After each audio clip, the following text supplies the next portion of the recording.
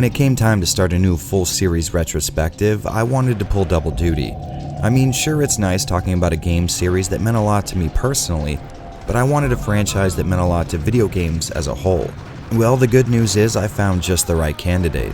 Max Payne changed the way we played shooters for years to come. The serious, dark, and almost poetic narrative shaped modern storytelling in games as we know it today. So let's dive into one of the most important series to ever grace a CRT monitor. A story of 4 key elements: loss, greed, revenge, and bullets. Lots of bullets. What's up, guys? I'm Jared from Avalanche Reviews.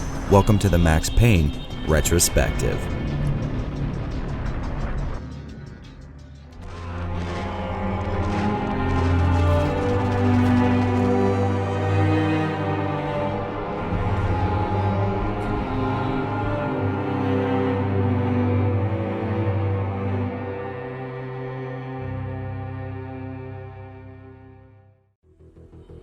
You can't really talk about Max Payne without first talking about his creators.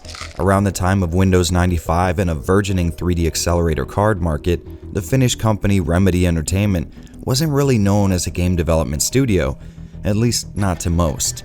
Their first smash hit to sell millions of units was actually a benchmarking utility called Final Reality. This tool wasn't only useful to the elite gamers that could afford the gear needed to run it well, but it was also an example at how skilled these guys were at creating incredibly detailed and impressive PC graphics.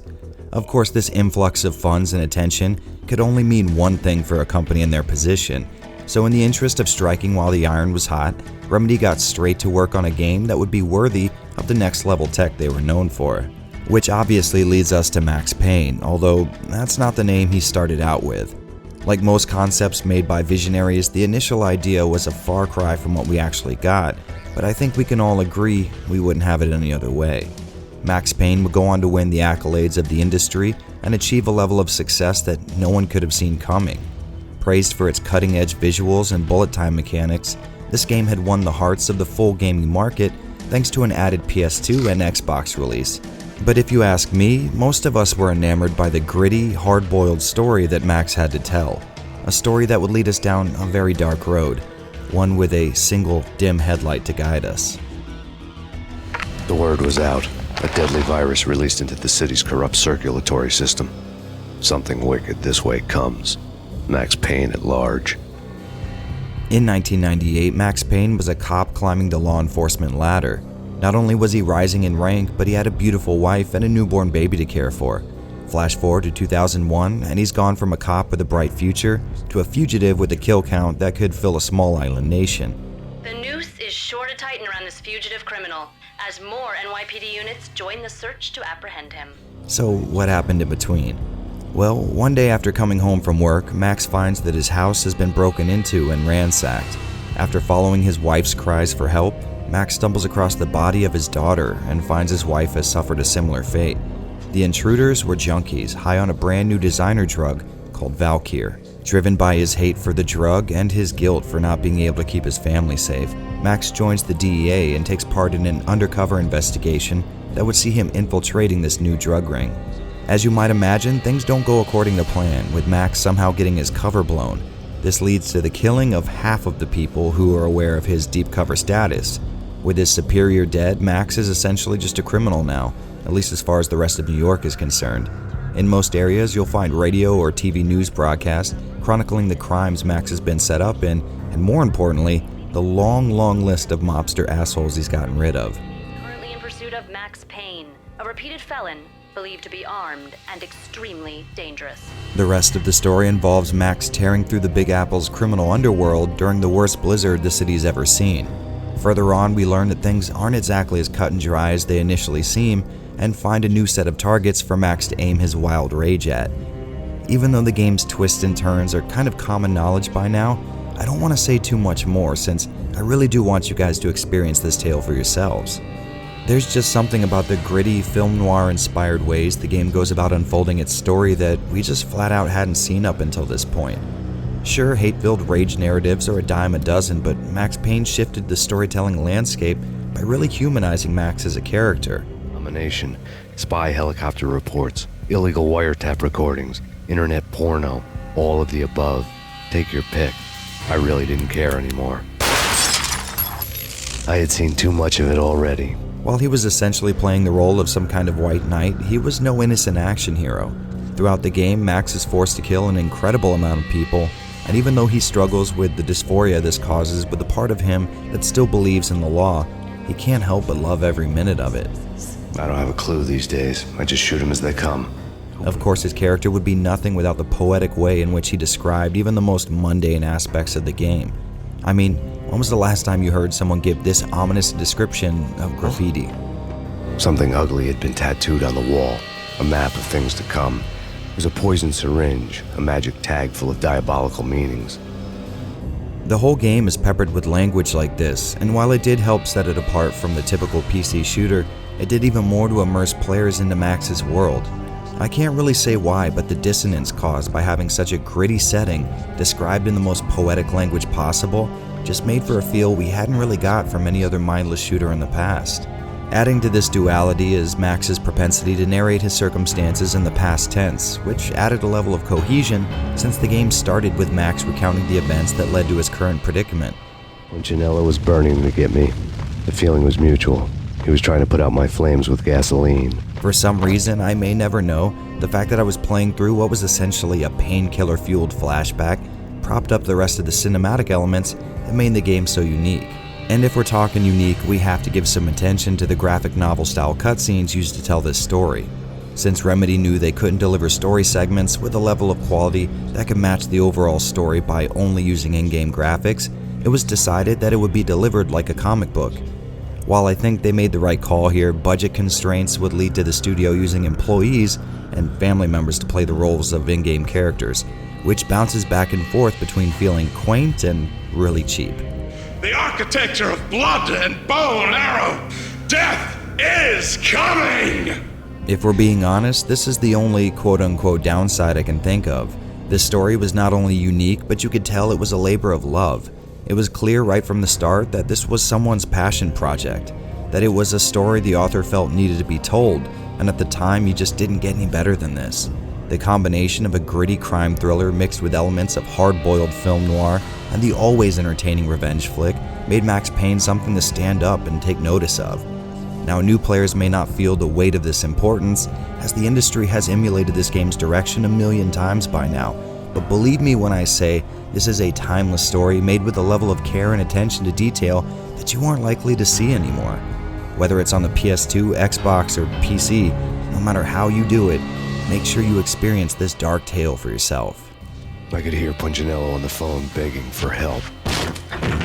He should have been saying his goodbyes. Sure, you can praise Max Payne for a lot of things, but it's hard to overstate how much its gameplay did for gaming in general. At the time, third-person shooters weren't exactly hard to come by, but the flashy gunplay and cutthroat difficulty found in this game had the industry's undivided attention. Max Payne plays a lot like a first-person shooter game of its day, in the sense that movement speeds are lightning fast and mobility is the best way to avoid being filled with holes. But there's one more weapon in the game's fairly extensive arsenal, the mechanic that would dominate shooters for years to come. The ability to slow down time around Max while still being able to aim at normal speed was an absolute bombshell of a gameplay addition that came from Remedy's love for Hong Kong action flicks like Hard Boiled or A Better Tomorrow. Remedy named this slow-motion glory bullet time and based a majority of the game's design around it. See, Max isn't your typical action hero. He's just as vulnerable to lead as the people he's shooting at, and it won't take long for you to figure this out.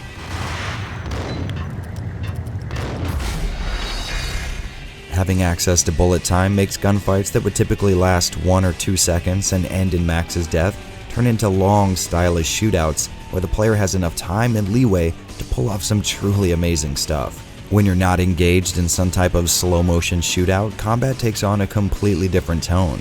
Constant strafing and quick shooting will be your best friend once you've depleted your bullet time meter, and you'd probably be better off with an automatic weapon like the Ingrams, since enemies are unable to shoot back if you lock them in a hit stun loop. Outside of combat, Max Payne includes some fairly antiquated gameplay traits like light puzzle solving and key hunting, but I doubt you'll ever get to a point where you're scratching your head and wondering where to go. In the same vein as old 3D Realms games, most parts of Max's environment can be interacted with in some way. From flushing a toilet to buying a soda, if it's in the level, there's a good chance you can interact with it. But no conversation about Max Payne is complete without at least touching on how strong the modding scene is. I mean, sure, there's a lot of crap out there too, but that tends to be the case when a game draws this much attention on ModDB. Two of my personal favorites are the always classic Kung Fu mod that adds some sick moves to Max's repertoire and gives him a lot more options with mobility.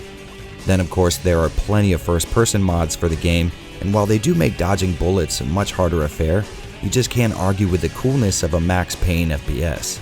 If you haven't caught the hint yet, Max Payne not only revolutionized action games, but it did so in a way that was stylishly fun. However, no first attempt at a game genre is perfect, and that goes double for titles with such untested new ideas. Translation: Max Payne is a uniquely flawed experience. And no complaint list is complete without the obligatory mention of that old PC gaming trait that no one liked but somehow stuck around much longer than you'd think: precision platforming. Yes, this type of mechanic requires a level of vertical control that Max just doesn't possess, but this didn't bother me as much as other game reviewers.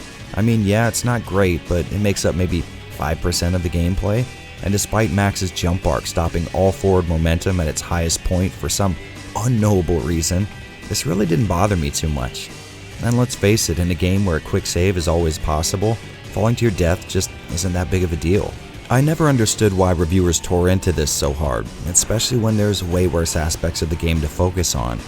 In a word, Max Payne is a very difficult game, but not in a way you might assume.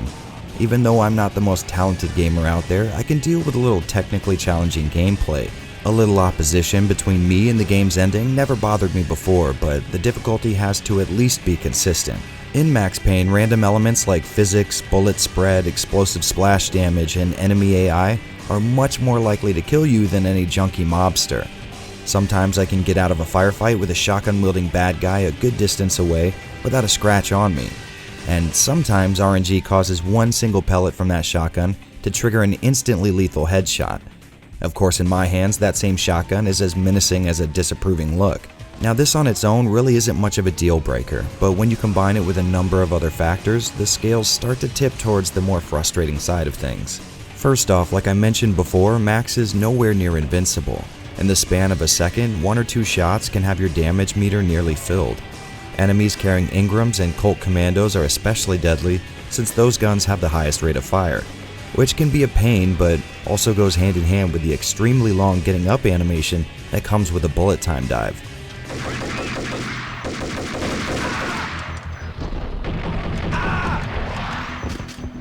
When fighting a group of bad guys, you may need to dive out of the way to avoid a hailstorm of bullets, but during the late game, count on taking an assload of cheap hits while standing back up.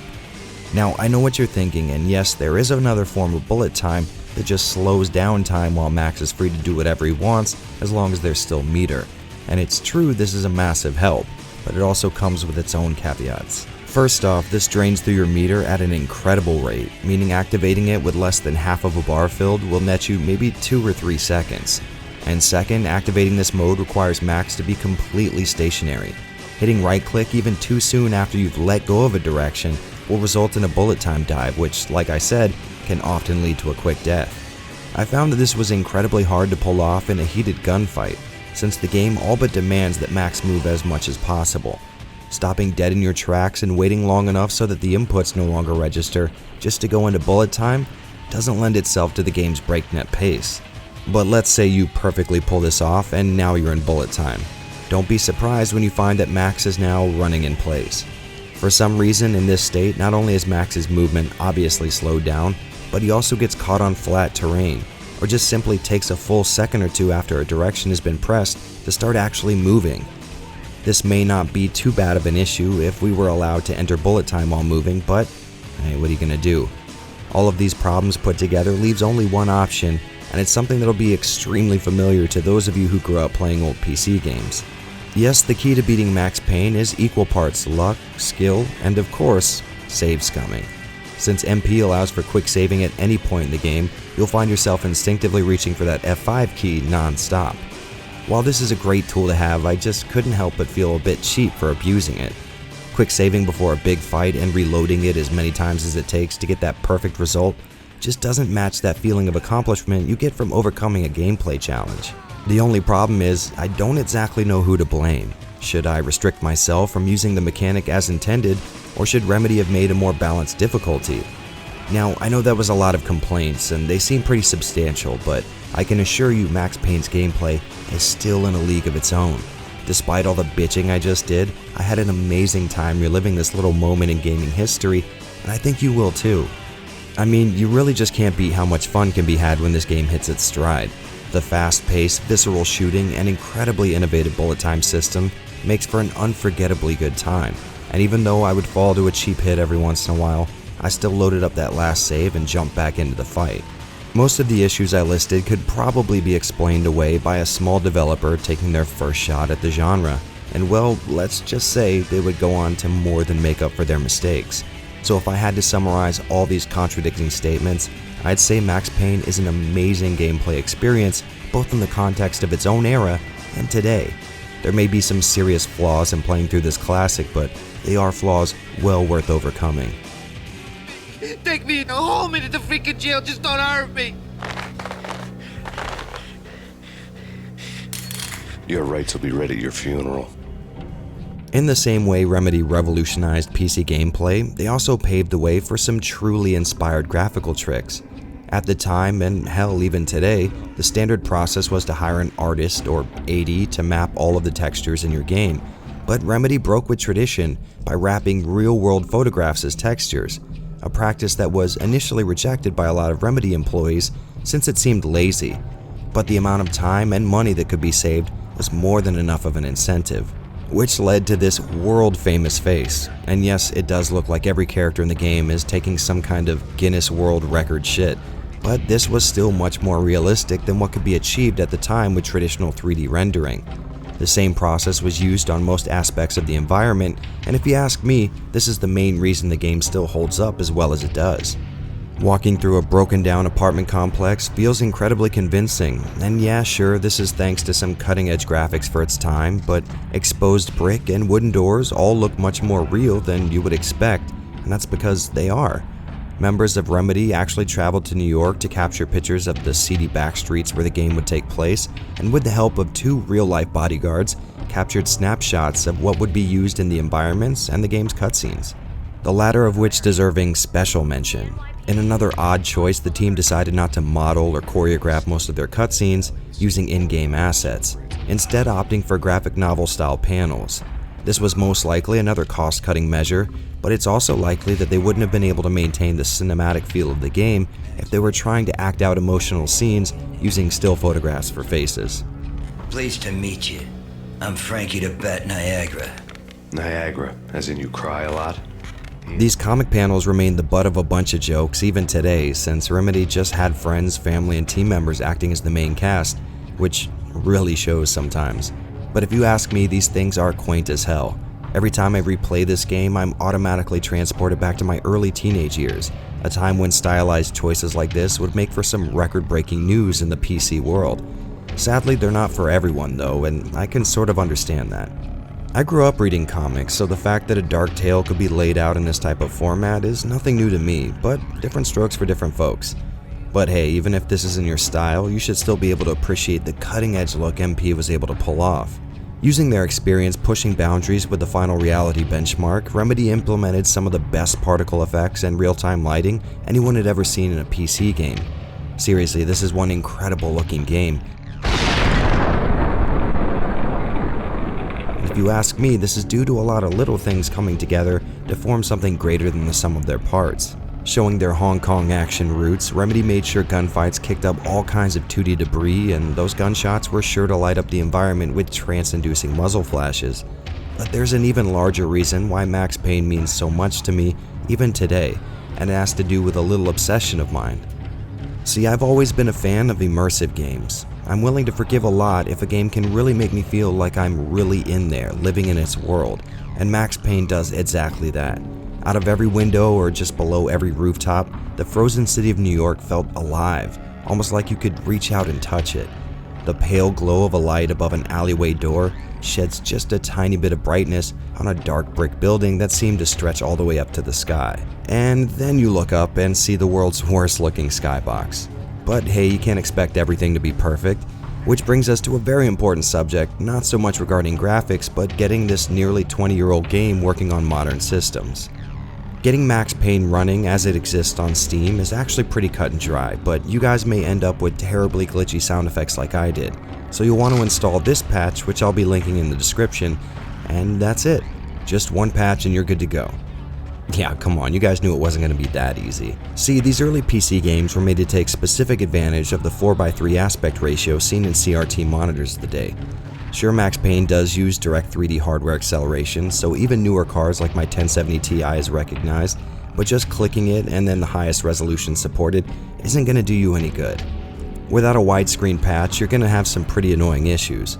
First and foremost, your heads-up display will likely be scaled off the sides of the screen, but more disruptive than that was the fact that my on-screen reticle was made up of maybe 1 or 2 pixels.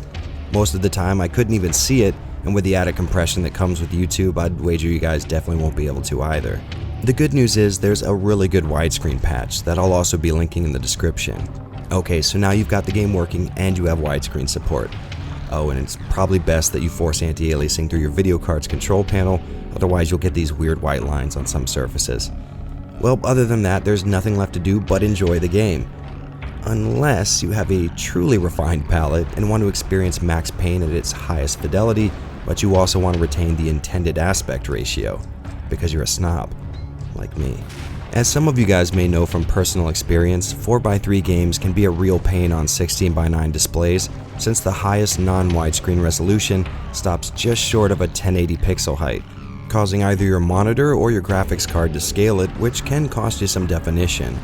Well, I thought there wasn't much that could be done about it, and played through most of Max Payne using the mentioned widescreen patch. But then I got a message from my buddy Creamy Elephant, a fellow fan of classic PC games. He was pretty damn excited to tell me that he'd figured out a way to get the highest quality video without resorting to stretching or scaling the image. Now, I can't say if he's the first guy to discover this, but I'll be damned if it didn't blow my mind, so I'll have to give him full credit for this awesome revelation. So if you want some great looking video at a game's appropriate aspect ratio, just follow these steps. First, open your video card's control panel and find the section that lets you change your resolution. And since what we want technically doesn't exist, we want to add a custom resolution. When you do, make sure to set your width to 1440 pixels and your height to 1080. Now test it to make sure your monitor accepts it, and bam! Now just select your custom resolution from the game's launcher and you've got yourself some accurate yet high-res retro video. As a side note, you streamers and reviewers will probably love this since recording this footage won't produce letterboxing on the sides of the captured footage. Once again, I have to give giant props to Creamy Elephant for dropping this bomb on me, and if you guys end up using this trick, take a screenshot and tweet it at him. I can't think of a better Christmas gift than spamming his mentions with clips of old PC games. As you guys know, one of my favorite aspects of making these videos is comparing ports, and luckily, or unluckily depending on how you look at it, Max Payne has a ton to offer in that department. So let's start off with Max's first foray on Sony's PlayStation 2, and right off the bat, we're off to a pretty poor start. The intro sequence plays at a very slow frame rate, and I had my fingers crossed that it was just this scene, but nope. You'll see frames per second dropping wildly during normal gameplay. Now, since I'm using analog video, I can't get a precise figure, but it seems to me that the game is locked at 30 FPS, but sometimes it could dip down below 10, or at least it feels that way. There are, of course, methods where this kind of problem can be mitigated, like really good frame timing or maybe visual effects, but in this port, it just feels terrible thanks to all the rapidly changing periods of slowdown. On the positive side of things, I really like how sharp the video is, and for 480i, the game looks pretty damn good. Also noticed a change in the font used for the cutscenes. Now, I'm not really sure why they do that. I guess someone at Rockstar really hates Comic Sans? Outside of visuals, it's clear the enemies die from far less hits than in the PC version. Thanks to this, the sawed-off shotgun is actually a really solid option now since it can kill from much further away.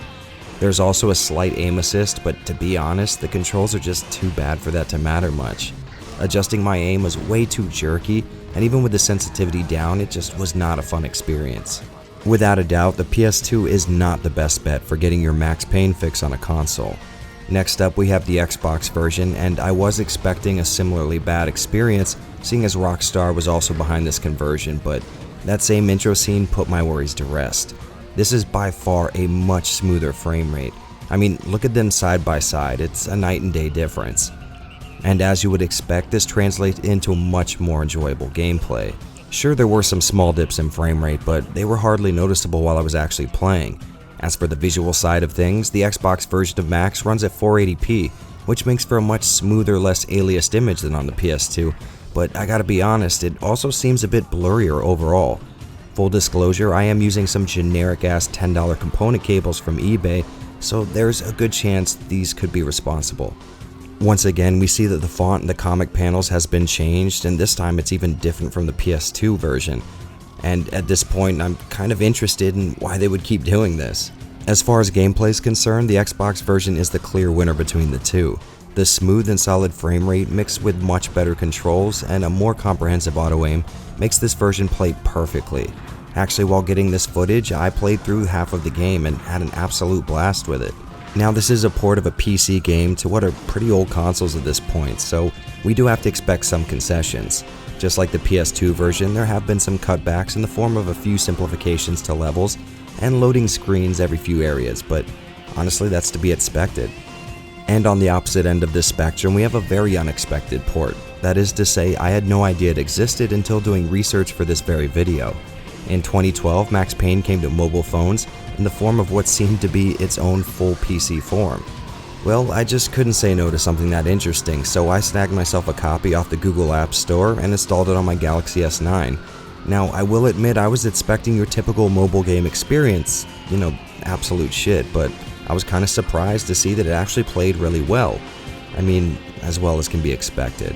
Of course, touchscreens are garbage as they've ever been, but bad guys go down with only a few shots, and overall, I have to say, it was pretty damn fun. I could see this being great for capping a few mobsters on a long commute. Sadly, my phone only captures footage at 14 megabits per second and at 720p, so this isn't exactly a good representation, but on my screen, the game looks amazing. It runs at a smooth 60 frames per second, and to make up for the lackluster controls, there's some very serviceable auto-aim and decreased difficulty in the form of Max having more health and his enemies having less. For some reason, I kept getting an odd bug where sound effects would be delayed pretty heavily, which can be bothersome. And I also noticed that when a TV is playing something, no matter where you go in a level, you'll continue hearing it until this gets over. So yeah, not exactly huge issues, and to be honest, it's kind of worth overcoming to play a little MP on the go. But there is a much more weird option if you want to go that route. Max Payne on the Game Boy Advance came out 2 years after the original, and despite having a top-down isometric view and radically less system resources than any other platform the game's been on, actually mimics the source material to an insane degree. The graphic novel-style cutscenes are all here, and of course bit crushed to hell and back, but not all that bad looking all things considered. What threw me for a loop was the fact that all the voice acting is present as well. Then he got meaty. Just the man I've been killing to see. Sure, it sounds like a robot farting, but damn, this is actually really cool. The same goes for the gameplay. Well, at least the level structure. Every level I played followed the same exact design as the originals, minus a few cut rooms here and there, but yet again, I was really impressed with how much care was put into making the game feel authentic. Sadly, I can't say the same thing for actually playing it. The top-down isometric view means combat is more than a little different, and by different, I mean crappy. The zoomed-in camera means entering a room and being torn apart by unseen enemies is a normal occurrence, and for obvious reasons, the same D-pad that moves your character also aims his guns. So there's no shooting in a different direction without taking these small baby steps in that direction, which sucks because moving seems to interrupt the active shooting. Thanks to this, your only real tactic is to get a feel for a level's layout, die, then blast through it only using bullet time. Now, don't get me wrong, it's fun as hell going into slow motion and spraying the environment with 2D blood, but after your 20th room, it loses its appeal fast. Due to its difficulty and lack of staying power, I'd say this is the last Max Payne game you should ever play, unless you're just into weird GBA games. If you want a console port, the Xbox is the clear winner here, and iOS/Android versions are worth a look too. Each version has its own visual quirks, and if you want to compare, here's the 3 major contenders side by side. As you can see, the PS2 has the sharpest look, but also the blurriest textures, and the Android version is essentially the PC version in every discernible way. Well, there you have it, a history of failures and successes spanning a decade and concerning the same exact game. Definitely grab the Xbox version if you're intent on getting the best port, but the rest are cheap, interesting, and, well, solid enough you might want to grab them all. No matter which way you slice it, Max Payne is a milestone in video games. It stands as the point where everything would change and pave the way for bold new techniques in both graphical design and gameplay. Without a doubt, it has some very rough edges, but its incredibly fun third-person shooting and absolutely killer story more than makes up for some rage-inducing difficulty. Honestly, if any one thing in this video caught your interest, do yourself a favor and just grab a copy on Steam. And if you're a Max Payne veteran, its film noir hard-boiled story is just begging you to come back and re-experience it. Well guys, I think that's about it for me, but make sure to come back because next time we'll be diving back into the rotten core of the Big Apple and Max's twisted psyche, right here on the Max Payne Retrospective.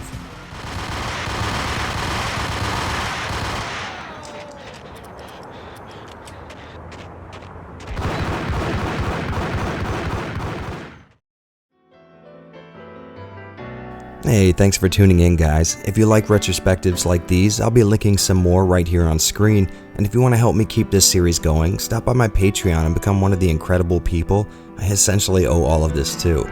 For just $1 a month, you can help decide what videos come next and get access to stuff more than a week before anyone else. And if you already support me, I just want to say thank you. You guys are the absolute best and you keep me working hard. To the rest of you, thanks for watching and hopefully I'll see you next time.